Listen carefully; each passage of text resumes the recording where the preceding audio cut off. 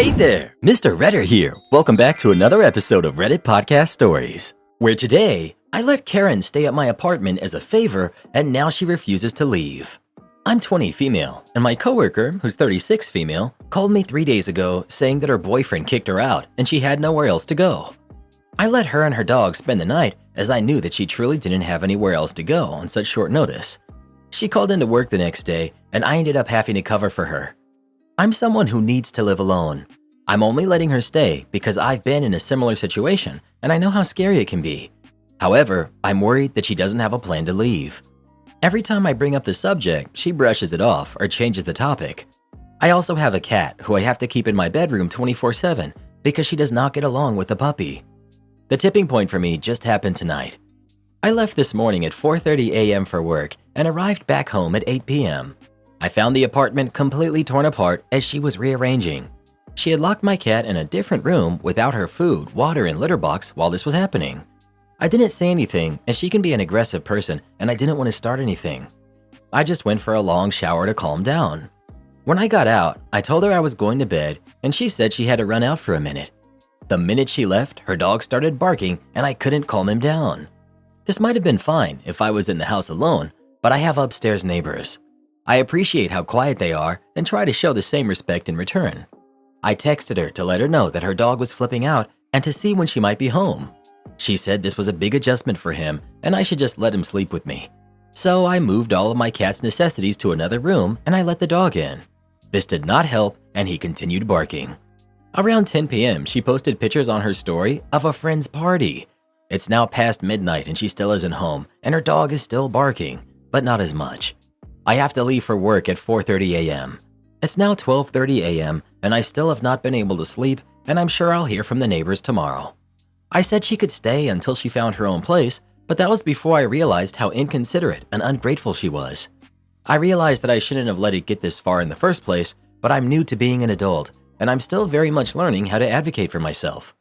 Would I be the jerk if I asked her to leave after I originally told her she could stay until she found somewhere else? Any advice on how to broach this subject and stand my ground would be much appreciated. You would not be the jerk. She's a 36-year-old woman and she's taking advantage of you, and she knows it. By this age, she shouldn't be out partying. She should know that you don't walk into someone else's house and start rearranging furniture, and you don't expect someone to take care of your dog for you without asking them first. I think she's well aware that what she's doing here and she doesn't care. Likely why she got kicked out of her last place. Well, what would you do in this situation? How would you get Karen to leave? Please let us know. I'm proud of you, OP. Congrats on reaching the stage of life where you realize that trying to help people never really works out for you. Would I be the jerk if I don't attend my father's wedding? I'm 18, female, and my father is going to marry his girlfriend next week, a day before my cousin's birthday. My mother passed 4 years ago, and almost 2 weeks later, I don't think it was even 2 weeks after that, my father was dating this other woman. I was grieving, and I had to tolerate a total stranger in the house. My father told me that he met that woman at work. The doubt that she has always been my father's mistress is always in my head, but I don't know. I don't like her anyways. My cousin organized a trip to the beach, which will last a week. It was given to her by my aunt and uncle because she won a scholarship overseas in college. My aunt and uncle won't go to the wedding. Some of my other cousins won't go to the wedding to go on the trip too. My cousin arranged the trip entirely on purpose to ruin my father's wedding since my mother was her godmother. My father was mad at her, but my cousin told him she's not going to cancel her trip for a second wedding, or in her literal words, I'm much more interested in seeing the grass grow than your wedding. Today, my father found out that I'll be going on the trip too, and he's totally mad at me. He even cried, telling me that everyone is punishing him for finding love.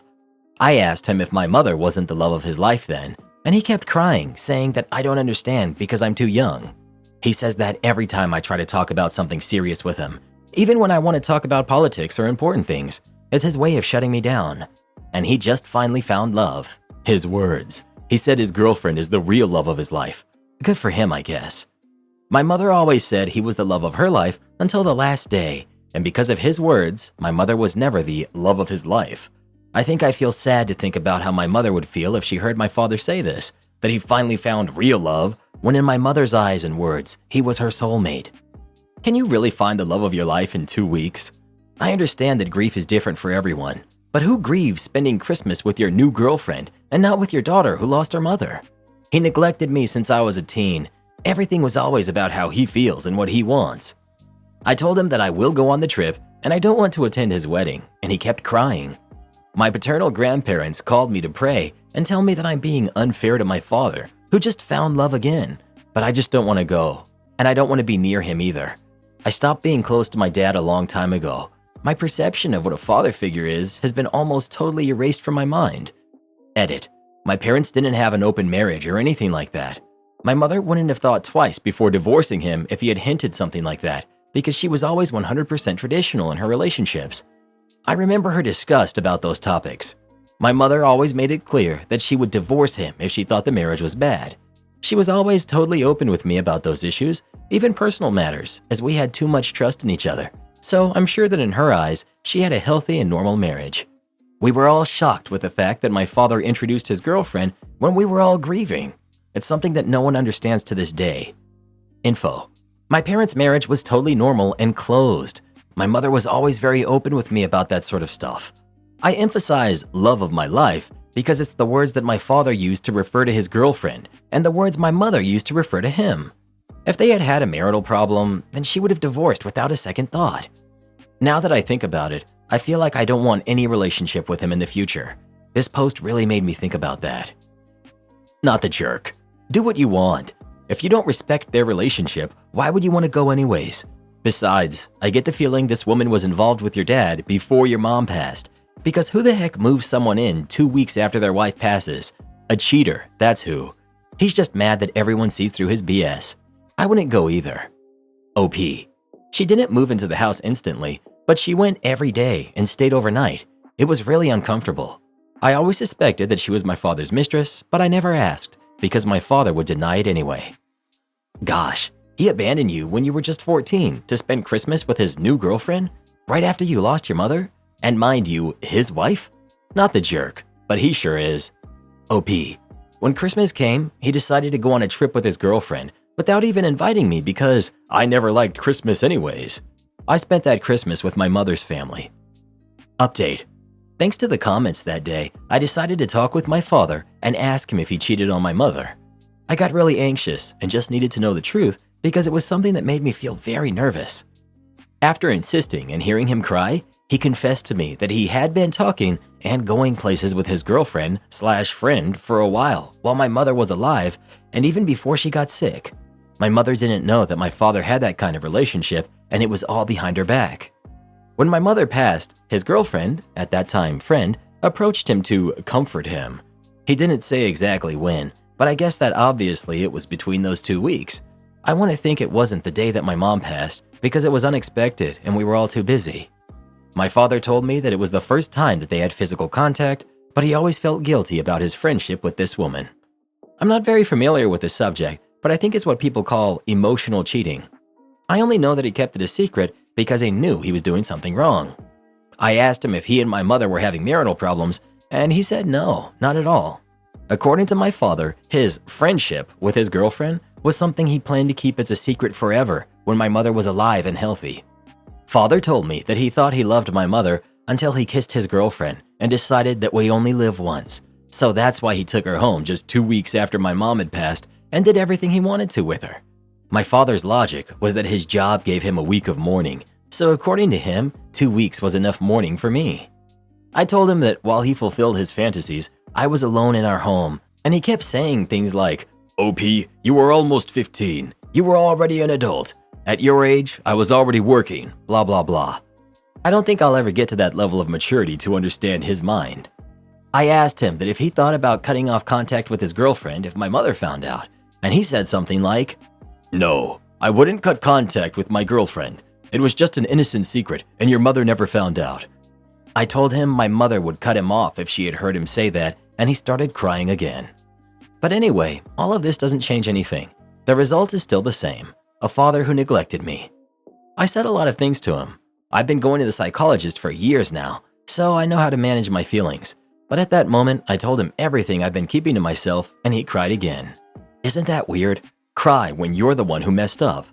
I only feel bad for my mother and myself. For now, I warned him that I'm going to rent the house to make money and cut off contact with him when he leaves the house with his girlfriend. He didn't complain about that because at least he always agreed that the house is mine. I'm not going to leave him homeless or anything like that. I'm not going to his wedding. I'm not going to invite him to my wedding in the future. I don't care if my future kids don't have a grandparent or anything like that. I think years ago I lost both my parents, but luckily I have my family. I see myself as a person who had to mature quickly. My mother left me in charge of my father, but my father decided to bury his paternal instinct next to my mother, or maybe he never had one. He was always a regular father, so I don't care if I don't see him again. I don't really feel anything for my father's girlfriend, but I just don't like her because I would never date a man who neglected his kid, and she's going to marry a man like that? Anyways, we never argued, and I don't hate her at all. I hope she's my father's final real love. There are people who commented saying I was making my father look bad on purpose and that I was probably a brat who had a behavior problem just because I'm a teen and my mother passed. I don't understand what kind of education those people have, but being a teenager doesn't mean that we let ourselves be carried away by our feelings. Sometimes a minor can speak much calmer and more controlled than an adult can, and that doesn't mean that I want to play myself as a saint. I really don't know where I went wrong for my father to prefer to forget that he has a daughter. I don't know what I could have done wrong. Maybe the key was to yell at him and make a tantrum to get his attention, as some comments said, but I stopped caring a long time ago. I gave a nice gift card to the former colleague that stole my tips. I work weekends at a local brewery. I'm fortunate that I do not need the money, but it gives me something to do because my wife works a ton of hours in the medical world, and I find it to be a good way to engage with people while also being forced to be out and about instead of sitting at home bored. I made the mistake of communicating that this was not a necessity job for me to a coworker, Elle. Elle then became distant, and when we chatted a lot prior, Elle started being weird. No big deal, I'm not here for Elle. Well, soon after that, I had a large group come in, and Elle took one of 3 $100 bills off the table and pocketed it that was meant as a tip for me. This group stayed all day to watch a tournament. They were there from 8 a.m. to 10 p.m. I did confront him and he denied it. He swore up and down he would never do that, but he was the only one in the party room other than me. It wasn't worth raising a stink because this guy doesn't do well financially, and I know he struggles to pay his rent. I maintained being cordial with Elle, to the point that he must have thought we were back to how it used to be, but I just didn't really give a hoot. Fast forward to the beginning of last month, and Elle lets everybody know he's going and working at a place on the tourist strip. His last day came that I was working with him, which happened to be a Saturday, and I overheard him admit to another employee not only that he took the 100, but that he regularly took his bus fare from my tables if they tipped cash. And he was laughing it off because I didn't need it. I was upset. The other employee came and told me what he had said, which was cool, but I said not to worry about it, and I appreciated her telling me. Here's the revenge. First, it's important to know that the rule at the brewery is that all servers have to have a manager approve all final bills and cash out all former employees to combat internal theft. Second, I only work weekends, but the brewery planned a nice little going away cheers for Elle on his final day, which was Monday. The day after I heard Elle's confession to stealing from me, I had a short shift. I bought a gift card from the brewery. They were supposed to be for no less than $10, but I rang one for 75 cents. I then wrote 75 on a sticky note and I stuck it to the gift card, which I put in a dollar store good luck greeting card. I didn't sign it. The managers already had a nice little gift bag for Elle in their office, and I stuck my card, with the gift card, on top of the gift bag, and it just said Elle's name on the envelope of the card. I had the next weekend off, which is when Elle came in with a date. As it was told to me, Elle and his girlfriend both ate and had a couple of beers, and when he tried to pay the manager with his gift card, he was about $74.25 short. And his date walked out, and Elle had to call his dad to pay his bill. I hope you enjoyed all my tip money, Elle. Entitled mother tells my mom to handle her kids. I'm 17, female. My mom, who's 41, took me out to get makeup the other day for a friend whose birthday is coming up. We entered the store and all was going well. I was checking out concealers while my mom was on the other side of the shop looking through various shades of lipsticks. Enter entitled mother, late 20s, female, with her devil spawn. I say devil spawn because her kids were misbehaving wildly, and she didn't bother even once to tell them to stop or anything, not even a minor rebuke. I say devil spawn because that about sums up these kids. They were running wild around the shop, throwing testers around and being a general nuisance. My mom stepped in when the kids started poking their slimy little fingers into the lipstick testers. I get it, they're just testers, but ew. People are likely going to use those things to decide whether they want the shade or not, and God knows where those fingers have been. Like, one of them was legitimately picking his nose a little while ago. My mom, having 4 kids of her own, looked around to find their parent. Entitled Mom was the only one in the shop besides us. My mom called out to her, and this is the conversation that went. Mom, excuse me, are these kids yours? I know, obvious, but my mom is a very polite person, so it's not odd to me.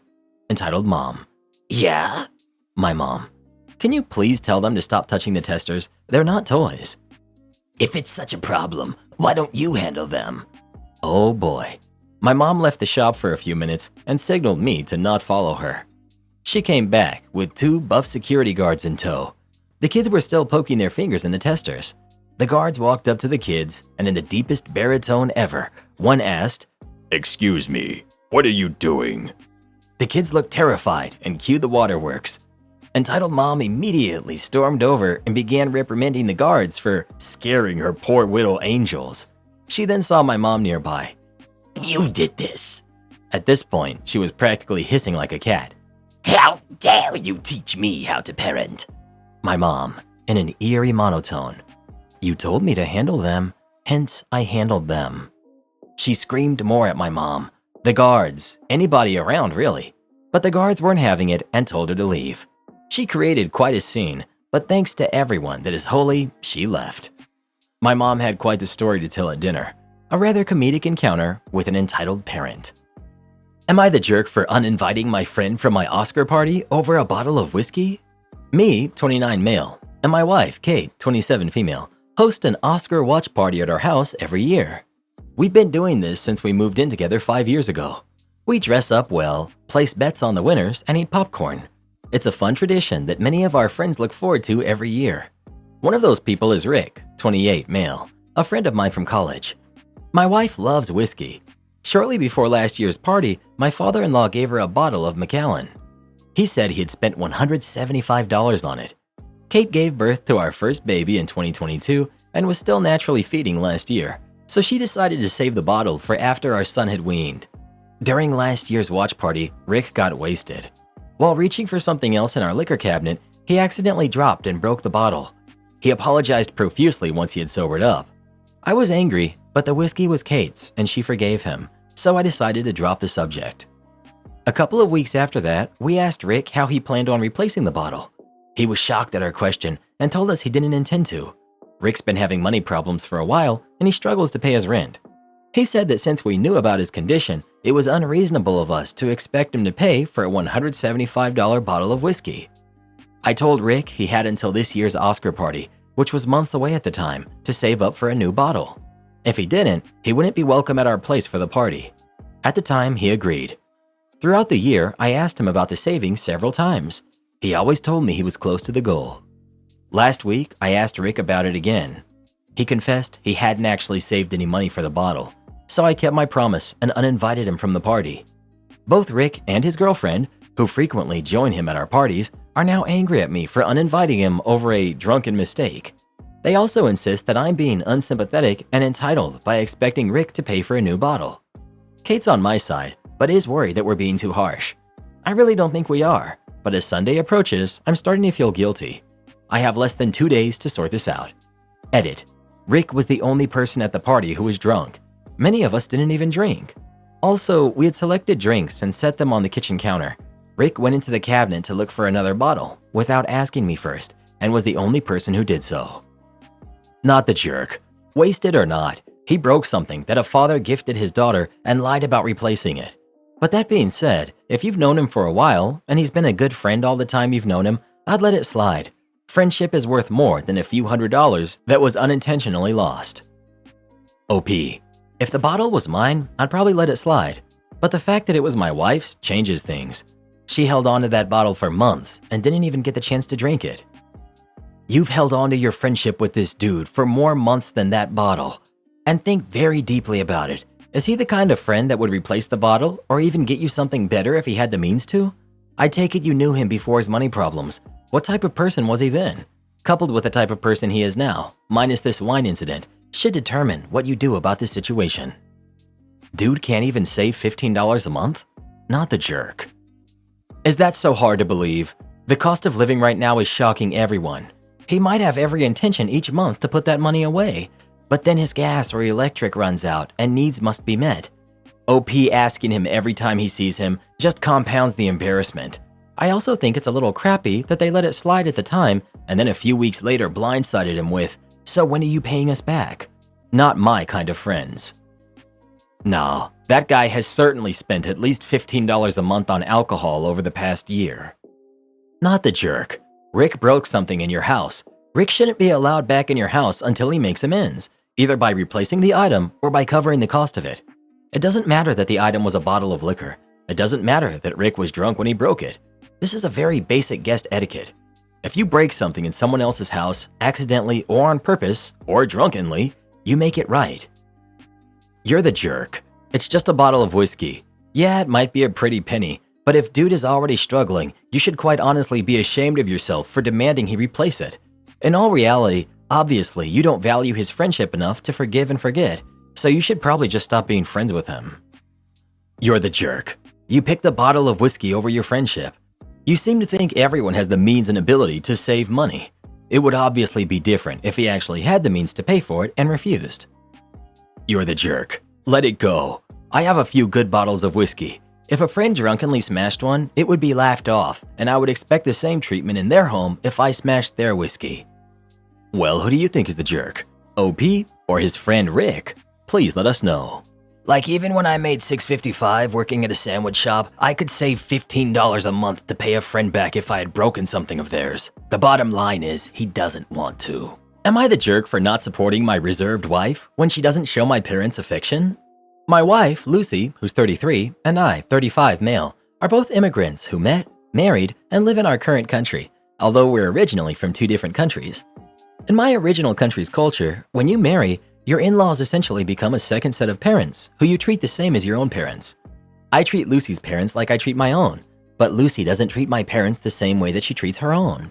She's very politeful and respectful towards my parents, but she doesn't show them the same affection or humor that she uses with her parents.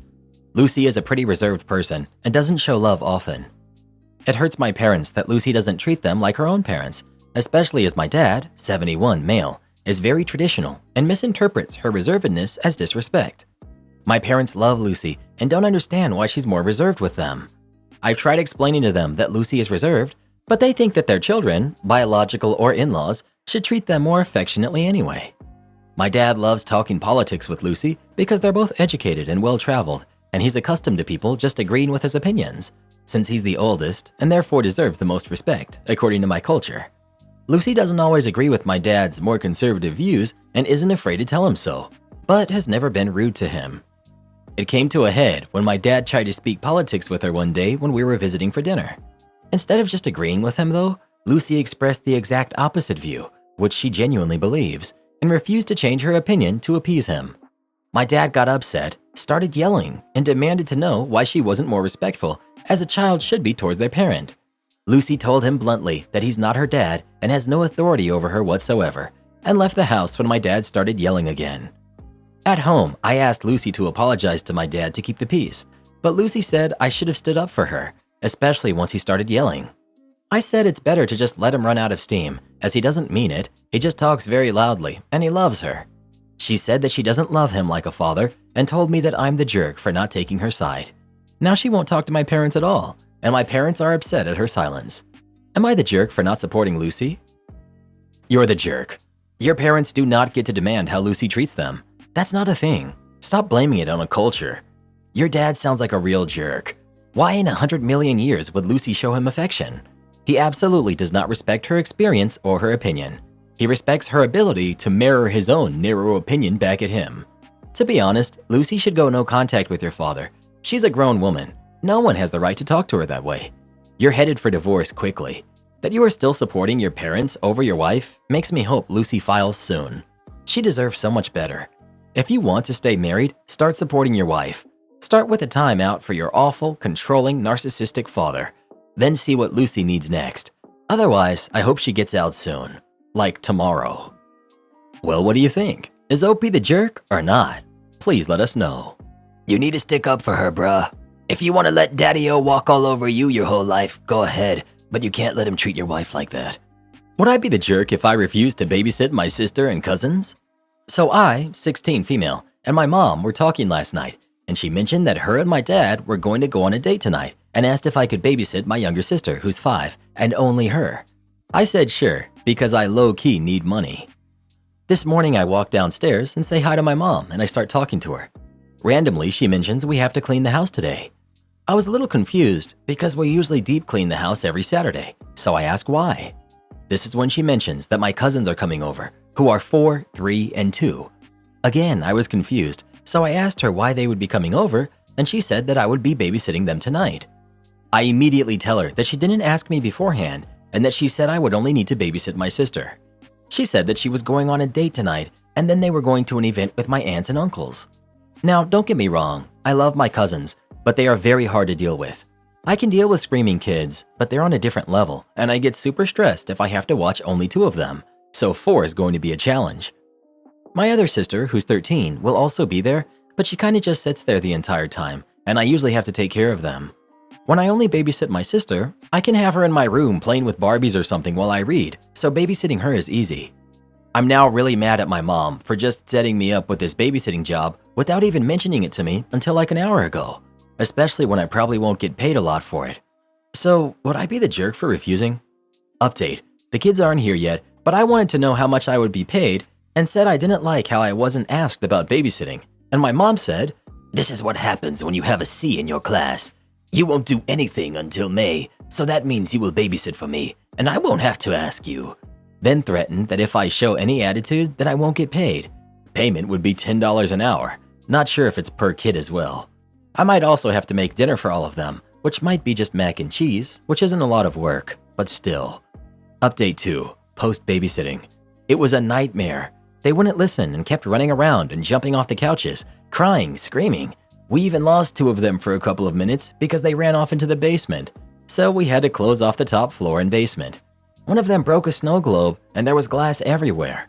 They kept throwing coins and ceramic teacups around, so we had to confiscate them. I have a pounding headache right now, and I don't even think I'm getting paid more than like $30. Safe to say, I will never agree to babysit ever again. Not the jerk. OP was deceived by their mom and is justified in being angry. OP is right to refuse unless mom compensates for the additional kids to babysit. And if this is agreed upon, payment should be given ahead of time, as mom has proven to be deceitful. If OP is forced to and has the resources, they should take the younger sisters as agreed upon and leave the house early before the other kids arrive. Send a text after leaving and go do not disturb. Demand I lower the rent? Not gonna happen. I let someone live in my house for free while he tried to get his dream job. Well, he got it a week ago and won't stop reminding me how he's taking a pay cut for this job. It's a huge room with private bath, private balcony, 2 sliding door closets, and an additional walk-in storage closet in the hallway. There's central air and heat, the fastest internet my address can get, and 2 outdoor spaces. There's a laundry room. The hardwood flooring is brand new. We agreed the rent would start after he got his new job. He told me repeatedly, "Once I get this job, I can pay rent like a normal tenant, no problem." He got the offer over a week ago for the new job. I told him this week the lease would start on March 15th and rent would be $1,350 with internet and all utilities included. And he balked at that price. I told him fine, that we could do 3 months at $1,000 and then 9 months at $1,350 with all utilities included. Nope, he's still balking at that price. His reasoning is because he has to buy a $15,000 car and it has to be a used Prius. I encouraged him to buy a cheaper car and widen the brands and models that he's considering, but he refuses because a Prius with specific options is his perfect car. I have never spent that much on a car. He acts like because I own a home, I must be rich. I'm 1 mile west of SoFi Stadium in Inglewood. My tenants in 2012 paid $1,250 a month, so I have only increased the rent by $100 in 11 years and he's still complaining. I worked hard to buy this house, 80 to 100 hours a week for all of my 20s, and I work hard now to maintain it. You can't find a private room with private bath anywhere near me for the price I'm offering him. The only cheaper place near me is a dormitory-style house where 4 adults share 1 bedroom, 2 bunk beds for $750. I do think that's outrageous and believe what I'm offering is more than fair. I feel like telling him, if you think you can find a better deal, then go do it. He's acting like I'm a jerk for not lowering the rent. Am I the jerk for taking this position? Am I being the jerk for refusing to reduce the rent? Edit. Thank you everyone who responded. Even the "you're the jerk" replies were helpful. I am a people pleaser. I've been working on it in therapy and have had a hard time saying no. I've rented this room out many times for free or extremely reduced rates in the past for people needing help getting back on their feet without issue and did not expect a situation like this to come up. A few people mentioned that I'm price gouging, but it's the opposite. I'm offering the lowest rent you can find in my area. I've received several messages and DMs from Redditors asking to take the space or inquiring for a friend. It may seem high to people living in other areas, but this really is an amazing deal. I know how hard it is to survive in today's world, and this has been my way of giving back. I do perform other community service, like handing out blankets and umbrellas on rainy days or stocking the community refrigerator. But a place to live is the most important thing underprivileged and underserved people need. I will think about how I do this moving forward to better protect myself. Several people provided links about ending his stay, and I am grateful. California does have larger laws, California Civil Code, pertaining to people who rent out a single room in their house that they also live in. I did not want to go this route and demand that he leave, but I feel like I must in order to protect myself. Everyone sucks here. Stop negotiating based on his financial decisions like you're his life partner and calculate the fair market rent for the room. His money is his to manage. He can get himself a used Prius if he wants to, and he can rent a room from you if he wants to. If he can't do both, it's his responsibility to pick one and figure out an alternative for the other. It's not your responsibility to advise on or plan around that choice. Yes, you're the jerk for profiting on housing. Do this next. Tap here on your screen to come see our new podcast playlist, where you'll find thousands of hours of the best stories you've ever heard. Or tap the one on the right. That episode is specifically just for you, based on other videos you've enjoyed the most.